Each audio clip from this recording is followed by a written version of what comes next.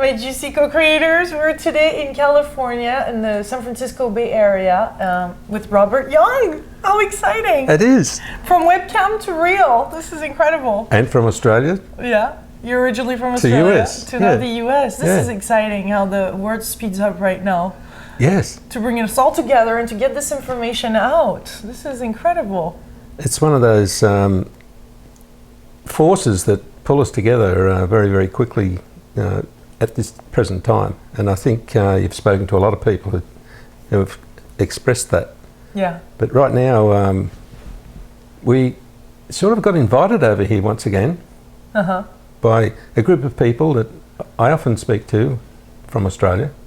And they really wanted us all to get the feeling of what was actually happening at the present time and how we were all changing so quickly and feeling our connection to that new world that we're all talking about. So we ventured over here very short notice and managed to settle ourselves in this Bay Area in amongst, I think, the core of those special beings who have gathered to bring us through into the new age, if you call it that. Yeah. Or the golden age. Yeah, this is a special area. You can feel it. Huh? You say you feel the energy here. Oh, yeah. Yeah. Special frequency in people. Yeah, the people really understand what's happening. Yeah. So it's a privilege to actually sit with people and allow yourself to feel that new connection that that makes us all feel like we know one another. Yeah, and for you it's easier then, because this is more of what you're used to. We're getting closer and closer to what you're really used to. That's right. Is that right? Yeah. Can you tell us about your story? Oh, yeah. Again, because we've done a few interviews on Skype, but this is quite incredible. So let's go back to it. Have you always been like that, Robert? No, I haven't. But it's funny because you forget about the story as you move along, and but I'll go back there and see what we can come up with. I think the first thing is to understand that what I'm talking about is not unusual now, but at the time it was. When was that? That was in 1986.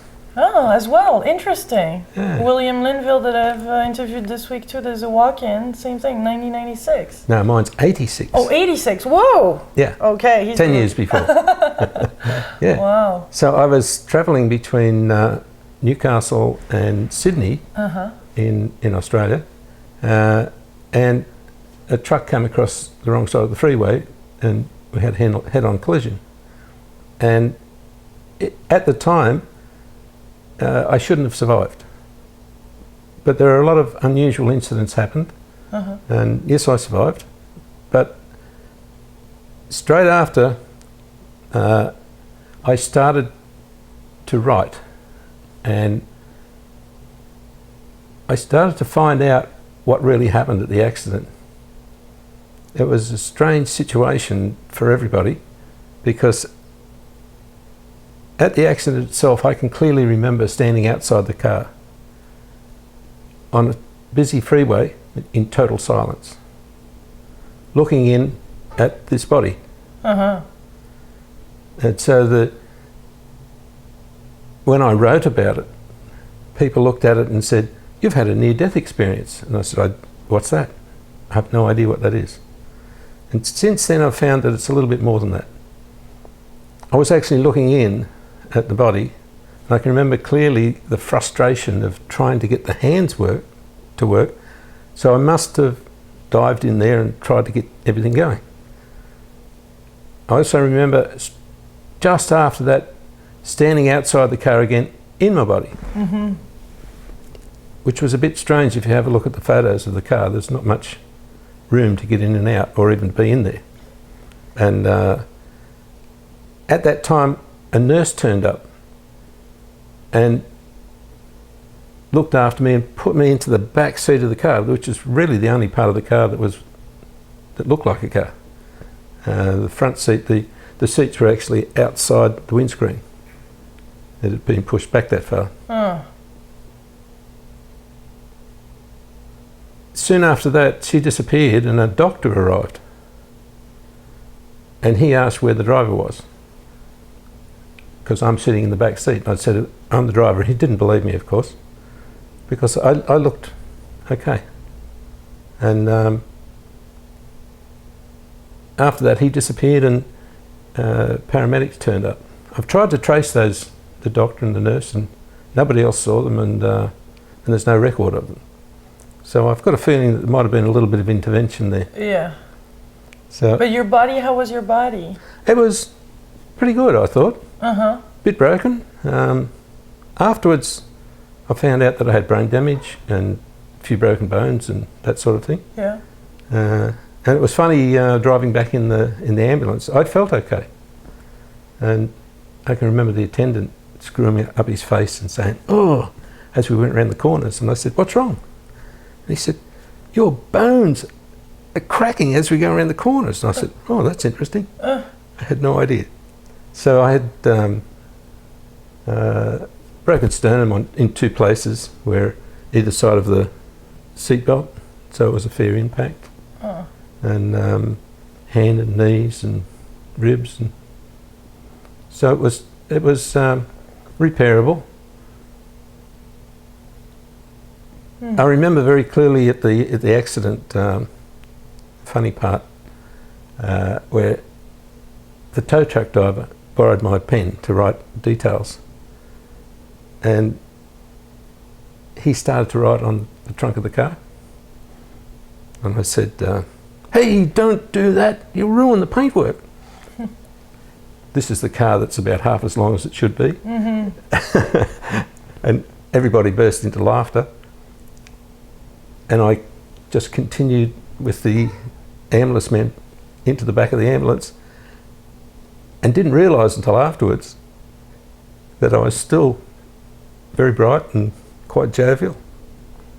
After I got to the hospital, I think it was probably a few hours afterwards, I went into shutdown mode, which took me straight back into the normal repair mode that a body gets into, and it was a 5-year period after that to lead into recovery. Yeah. After 5 years, there was a lot of struggle in that time to even know who I was or what I was doing, and all the people around me were very, very good, and they supported me very well. But they could never handle all the things that used to happen with me. I used to walk in the woods, and on a few occasions I was out there when it really rained a lot, you know, and of course people come out looking for me then. And on 2 occasions I came back with people, the rain was really drenching them, and I'm standing there not even wet. So these sorts of things were a bit freaky for them, and for me, I didn't even think it was strange, because I had no other reference. Yeah, but you remembered before the accident, or you had no recollection? Not very much recollection of before the accident. It's like looking in a black and white negatives, you know, or in a book that's got no colour. And the difficult part is there's no index. So I can't relate to anything unless someone brings it up or opens you at that page, and then you can relate. But it's like I wasn't there. I know about it, and I found out since that's the memory in the body that remembers most things that happen, but it doesn't have your presence. So you've got access to everything, but you don't have the sequence of events. And it's a little bit strange for people when you do things that are different to them, and you answer questions before they open their mouth, and because you're not looking at their face, you'll answer them, and they get very upset because you're preempting things. Many things, you know exactly what somebody's thinking, you know who's turning up at the door, and you do things that you think other people are doing, but they don't realise. Like you answer the phone and you say hello to the person that's calling because you know who it is. And occasionally other people do the same, but they don't realise that they have that capability all the time. And if I'm uncomfortable because I'm sitting near someone, the best way to fix it is to change them. So on a few occasions I had people that were quite ill and it felt uncomfortable, so I just fixed them and said, sorry about that, I was feeling uncomfortable. Only to find out that they were very badly damaged, or one person was ready to have an operation the next day to fuse their back, and they didn't have it. So lots of little things just happened to me. But what happened? Is it your old soul came out and then the new one came in? I mean, yeah. How do you remember, or what happened? Well, if I trace back now, yeah. I go back to the accident, and then I head off back to where I remember, which is not here. And I remember it very clearly. It's like you've been everywhere, and it's not anything that you can describe, but you know it really, really well.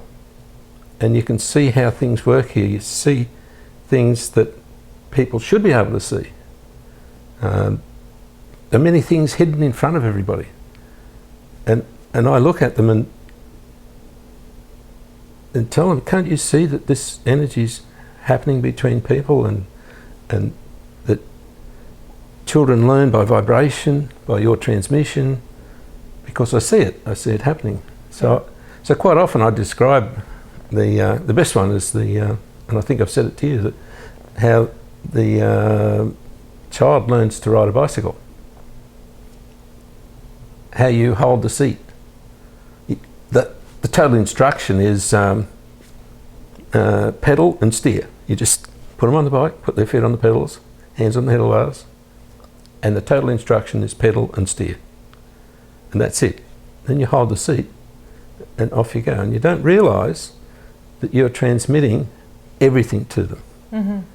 The way to think, the way to balance, the way to feel, the way to pedal, steer, and how to connect to their own source that gives them the information that they need. And you can actually let go of the seat and they keep riding. But it still doesn't sink into most people that they're transmitting the whole detail to them, even though they prove it quite often by the child losing confidence because they're not holding the seat, or they step back too far and the child falls over. But in fact, you can feel when they start to connect to their own talent. And you take them to that point and then you let the seat go, and then they ride off and head off and get a bit wobbly, but they come back and say, look what I'm doing. They never say thanks for teaching me. So it's very clear to me that people don't learn. They already know, they're just instructed on how to find it. So would you say that that's your purpose and what you're here for, to help people remember? Yes. So how do you go about it when you want people to remember? Most of the time, it's a transmission, as we said. It's a frequency? It is. And as you meet people, particularly those who are here for a purpose, they have a recognition of the vibration. They have a recognition of who I am. And I recognise them. And sometimes it's that obvious that you walk up and see someone that you haven't seen in this lifetime and you say, oh, hello, good to see you again. And they do the same straight back to you, and then realise after a while that they really haven't met you.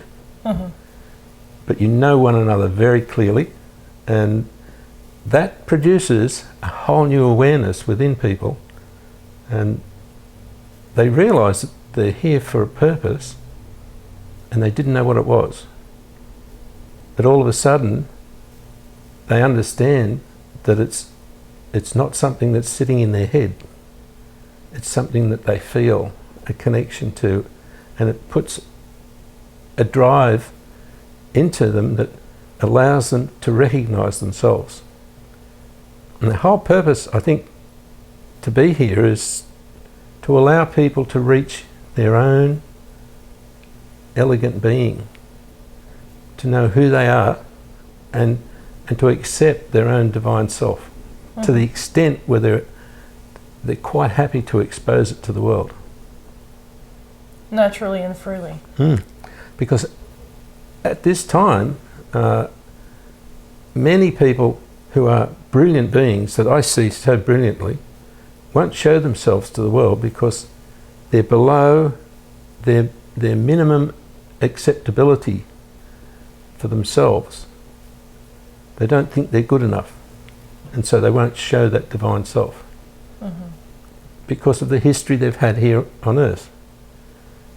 And when a few get together, it gives them that confidence to start to show themselves. And then their brilliance just shines. And I often use the example of a pregnant lady. She sits in a cafe and affects everybody that walks past. She doesn't know any of them, but that glow of that connection that happens because of the child and this connection to a creator just impresses everyone and changes their lives.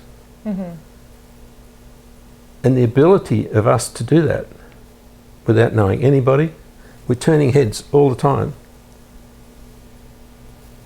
and adding a brilliance to everybody else's life. And if I can just bring people to that point, I've done everything I need to do, because then they'll take off by themselves and they'll change the structure of the earth to a point where it's totally in harmony and it's malleable. So it can go through its changes and not break. We all know it's going to change, and we all know that there is a brilliant future ahead. And if the special people who are here can actually feel their connection back to where they came from, the surface of the earth will become quite malleable. That's why you see people bending spoons and everything like that, because they show that you can change the structure by going into that field. The intention of it's a field of intention that says this is solid or it's flexible. And that's why where people are on the earth, you get a lot more disruption than other places. It's because they're trying to hold everything solid. They have fixed ideas, fixed way of living, a fixed field. And we're actually so close to nature and non-linear that we're full of music. And that music is flexible. It's never the same. The music that's in us is never repeated twice. And it's like nature. There's not one tree that's the same as another. There's not one thing that grows in the same pattern. And even the water flow never follows the same path down a slope. And so that feeling of nature is what's supposed to be leading us through into the next stage. And if we can just stay on top of the wave, even though the wave's really moving all over the place, we'll be lifted up and kept safe right through the whole change. And us being safe allows the world to do what it's got to do without destroying anyone. So there's a lot to it, but the simplicity is what I'd like to bring across. So how would you? What is our relationship then to this field, or how can we tune into it? That's real easy. Oh yeah. Yeah. Tell us about it. It started way back when I started to look at people and I saw that they all had problems. And there were so many varieties of problems. And then all the assistance they got, even from connecting to source or to whoever, were these thousands of solutions, thousands of rules, to the stage where everyone's so overloaded, trying to compensate for everything, their energy was just very spiky and very disturbed, you know. So I was walking in the woods, and I got quite upset about it, and I'm pretty irreverent with that sort of thing. I talk to him, and I shook my fist and I said, "You got it wrong. You can't see what's happening here. Just give me somebody who knows what they're talking about. Don't send the apprentice. Give me someone who knows what they're talking about, and I want the solution to everything. I'm not interested in a big list." And stomped off down the road. I didn't get too far before this answer came, and it buckled my knees. It was so strong. And it said, "At all times, think of me and nothing else. That is the solution to everything." And I struggled with that for a while because I didn't know what it all meant. And each time I spoke to people about it, they thought I was crazy. How am I going to drive a car if I'm just focused on something else all the time? I've got to be focused on what's happening, otherwise it can't work. So then I discovered that it was real. It's at all times, not sometimes. Think of me, and me is the greatest thing in your life. You know, if you think it's your creator, it's that. If it's your family, it's that. If it's a butterfly, it's that. The greatest thing in your life is me, and nothing else, not nobody else. Absolutely nothing else. And the reason for that is that your brain is designed to connect to your source, not to work everything around you. It's like it's like trying to find out what's white when you've got a black paint. You can only get the opposite. You can't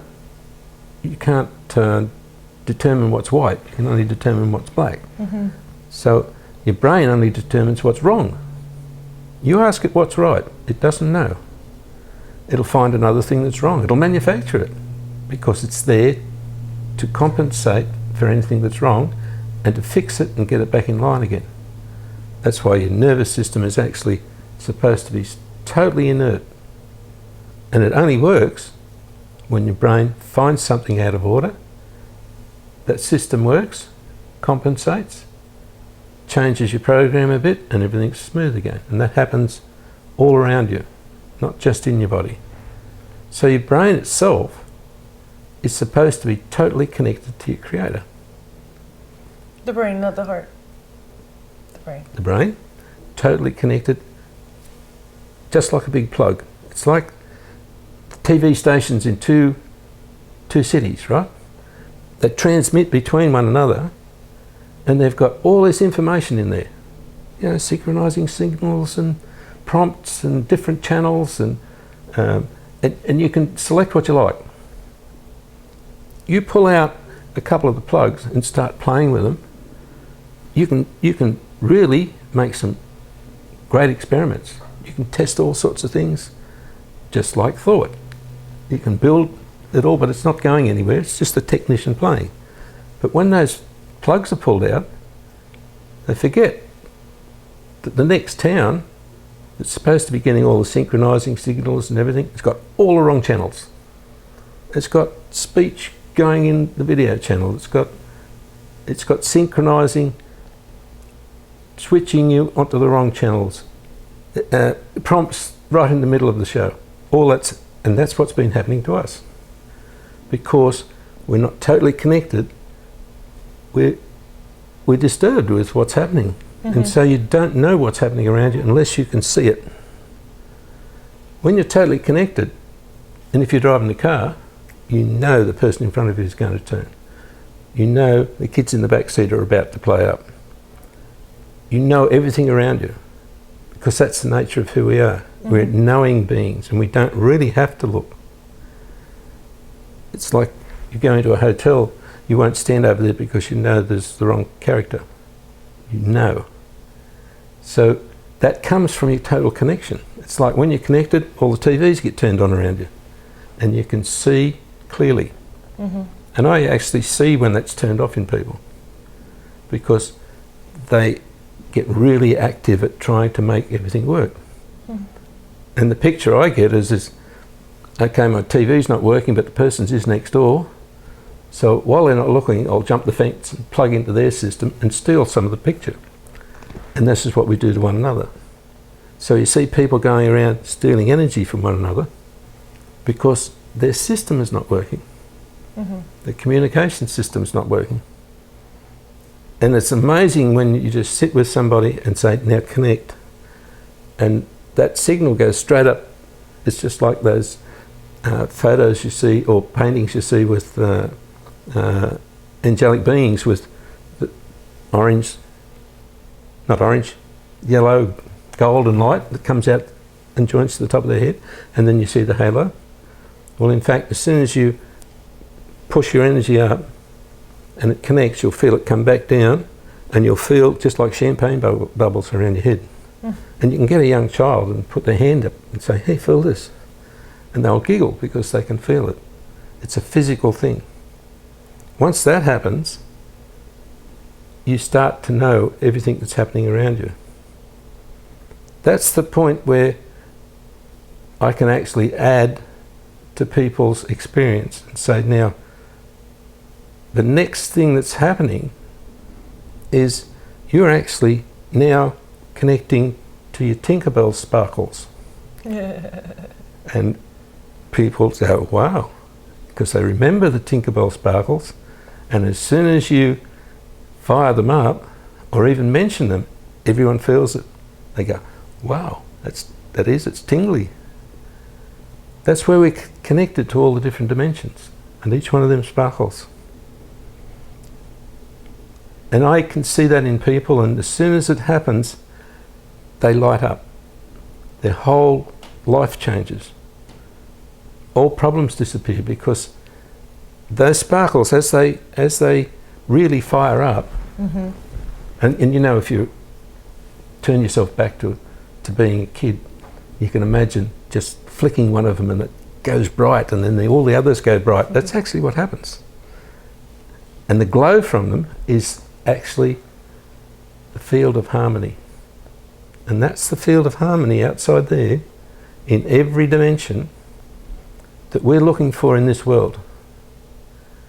And as soon as you feel that harmony, it happens in your body immediately. And it's also that field of harmony that makes everything malleable. It affects the next field, which is the field of intention that says this is solid. The table's solid.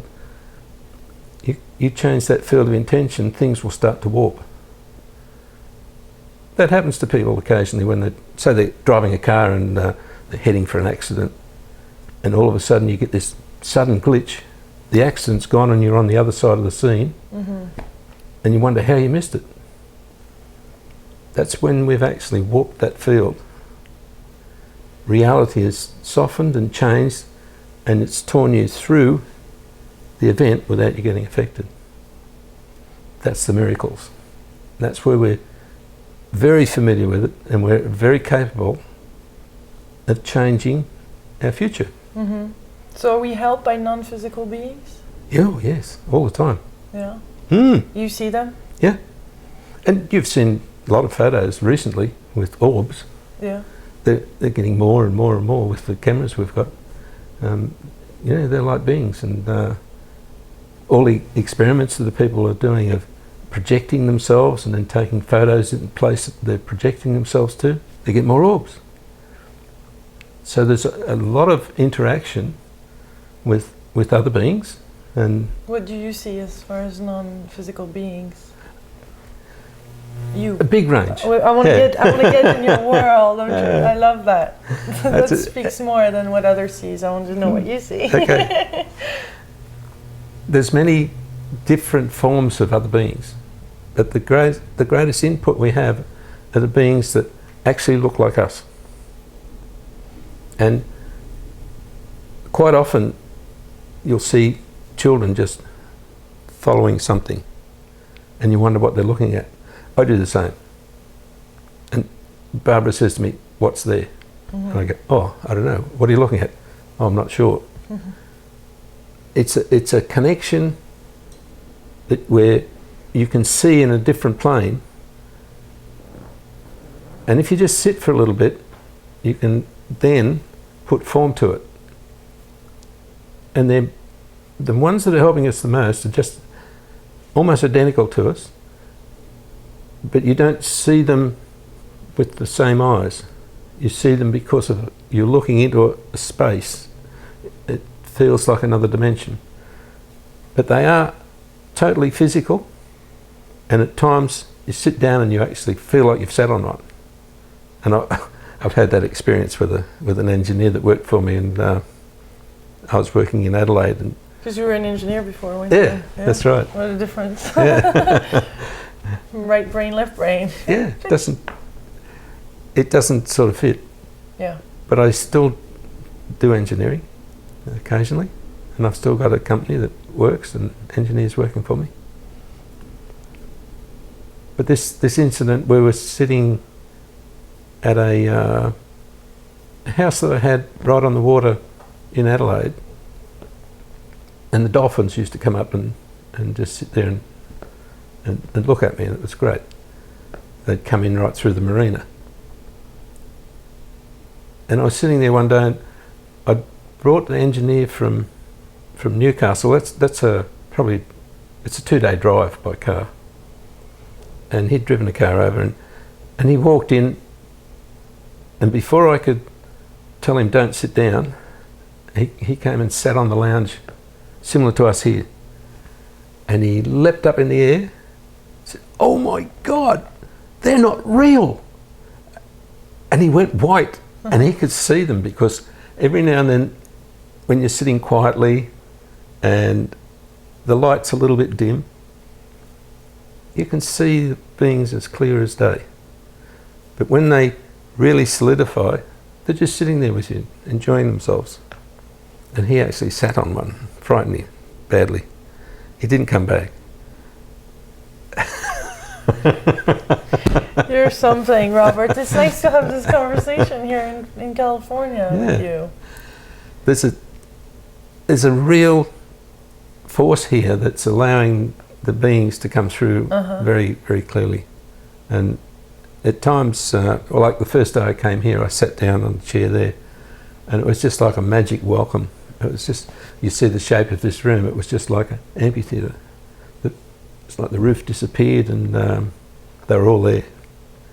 And it's the sort of thing where people think it's imaginary when you describe it, but anybody who walks in while that's happening to you, they can feel the presence.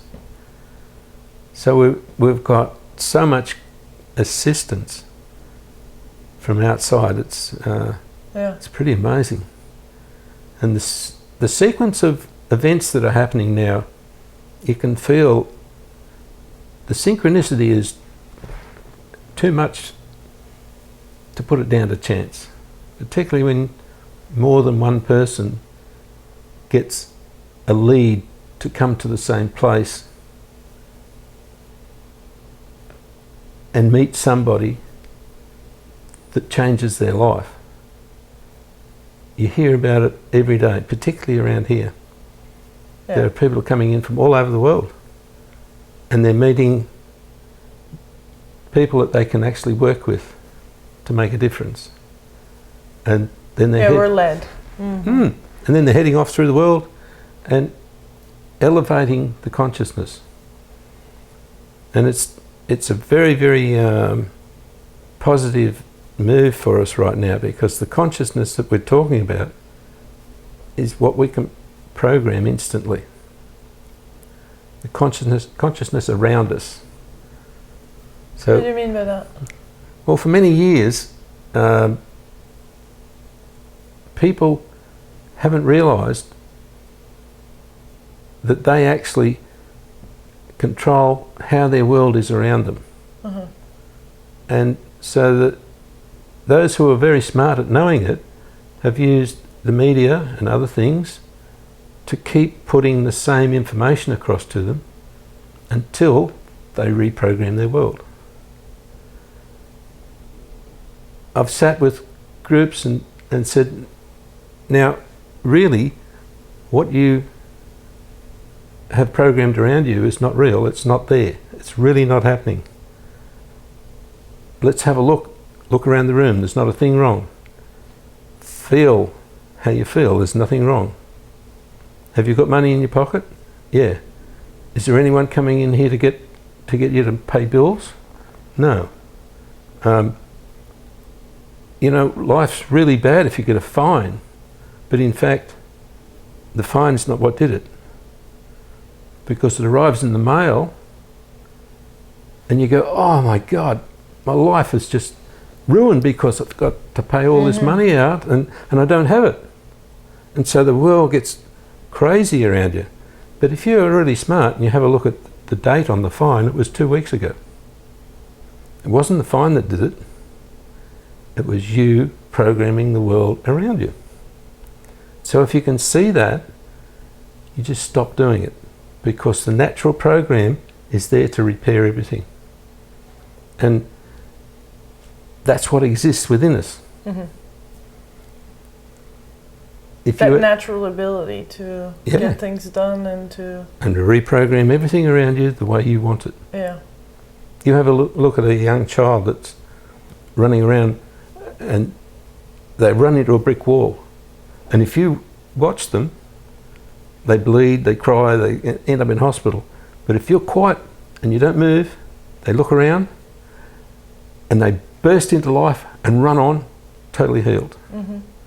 Because there's a part of us that's so fast, that natural program that goes out and finds out what's wrong, repairs it, and nourishes you quicker than it can come into the visual world. And we've seen it so many times. And so I try to tell people that there's a way around everything, because we are a natural healing body, and it is so fast, it has nothing to do with the brain. And I've shown on a few occasions that people hurt themselves, and you can just tell them to say wrong program. So you don't run the Paul Mee program. Each time it comes up, you say wrong program, and then all of a sudden your body heals as quick as the young child. Your world heals. If you say, not my world. You see something coming into you and say, that's not mine. All of a sudden you have the freedom to have your natural being support you. And you've got these active energies around you that will go and change things for you and make everything okay. And I demonstrate how you can use those energies to support you physically. You go out into the bush, and some people do this, you know, they want to go up a hill and they hook onto a tree and they wind themselves up. It's a real thing. I've shown old people that get stuck in chairs, you know, where they can't get out. You throw your energy up, it'll catapult you out of the chair. So there's active energies around us that we really forgot about. We have more assistance available to us if we run our natural programs than we've ever seen. You can wave your hand like that and wipe the whole slate clean of your whole life in an instant. So at each instance, each moment when there's something that is not really running as we would like it to, we say, clean, start again, you can. New program. Not new program.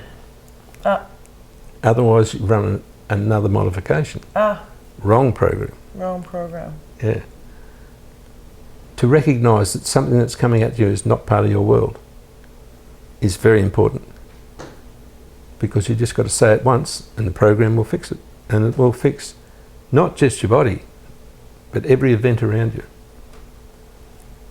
So the more we get used to that, the more we'll take the world into a place where there's no turmoil, where there's no reaction, and where we can allow all the inputs and outputs and senses that we've actually got to do their thing. I keep talking about the example of somebody running into a telegraph pole.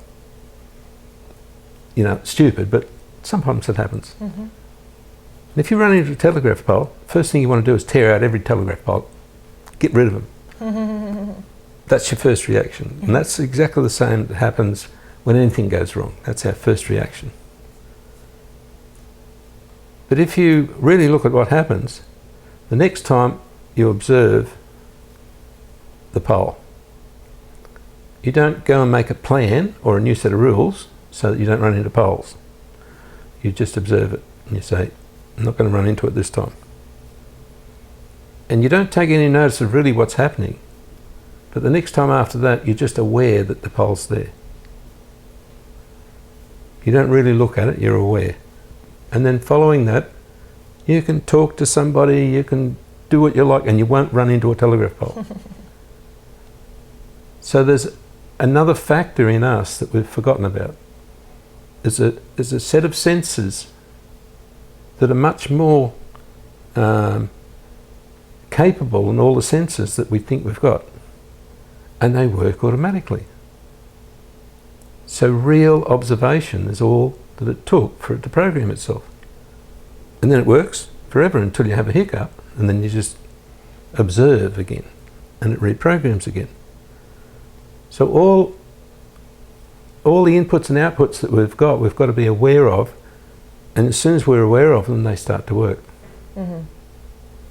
You know, the word emotion is really killing us because there is no such thing. Emotion is a bundle name given to all the inputs and outputs we didn't understand. So anything foreign to us, we say emotion, and then we react. So we're actually living a world of reaction. And if I can get people to see that word emotion has to pop up in front of them and then collapse because it doesn't mean anything, then all the inputs and outputs that we have will reprogram our life automatically into a perfection that we've never seen before. And all we have to have is that precision, you know, like that riding the surfboard or skiing down a slope, that precision where you stay right on top of it. Mm-hmm. And it's like, you know, if you go off the top of a real big slope on skiing and you've got no idea where you're going, you just know you're going off the edge. You can't see the rest of it, and you might be heading towards a cliff. You keep going until that signal comes to turn, and you know the capability you've got in turning. In life, if we do the same thing, we'll get a thrill out of it. Instead of sitting back and saying, I'm not going over the edge. So all that automatic excitement that keeps us on top of the wave, if you like, is what I'm really promoting, because I can see that that's what will hold everybody in the joy of their life without changing anything, because it's automatic and we have control of it through means that we didn't know, and it's all by observation. So that's some of the things that I bring, and I know there's more. Mm-hmm. And it keeps growing as people grow. Yeah. And as you're having conversation too, I guess, and workshops. Yeah. Yeah. So in the workshop, I just sit. It's been hard for you, I remember at the beginning, to explain really how you felt and how to transcribe that in words. Very much so. It was my connection with the trees and with nature that really showed me how to explain things. Yeah. Because it's impossible to come front on to somebody's idea or opinion, because then it just produces a reaction that takes you away from the actual subject. Yeah. Sometimes the more words are not better. No. So taking it back to what's happening in nature, yeah, or what you've been doing for 100 years, lets people sit back quietly by themselves and see that is happening. Yeah. Or to try the holding the vibration for somebody, just like you do with a child riding a bicycle. and see that the person gradually gets it by themselves and takes off and doesn't even know that you're holding it steady for them. Yeah. So we have a gift for everybody. And if we can realise what that gift is, it's going to make a big difference to the world. And virtually I've summarised it by saying that we offer to one another perfect health, perfect life, and a magic future. And if we look at somebody and we send that, their life changes. And if you can imagine, you do that to 10,000 people and they do 10,000 people do it back to you, you get 10,000 times what you're putting out. Mm-hmm. And then your life's perfect. Because you're totally supported by 10,000 times as much energy, support, and love than you ever imagined. Well, thank you, Robert. Thank you, Thank you. for showing up in California as Yes. you did, and I'm glad Life brought us here. Very juicy. Yeah. And your effort in bringing this to the world is so appreciated. Thank you. We've spoken before. I've seen where you've gone in your life and the elegance that you bring to life through the camera is making a big difference. Thank you. Thank you. Thank you. Much love, my beautiful Jessie creators, co-creators from California.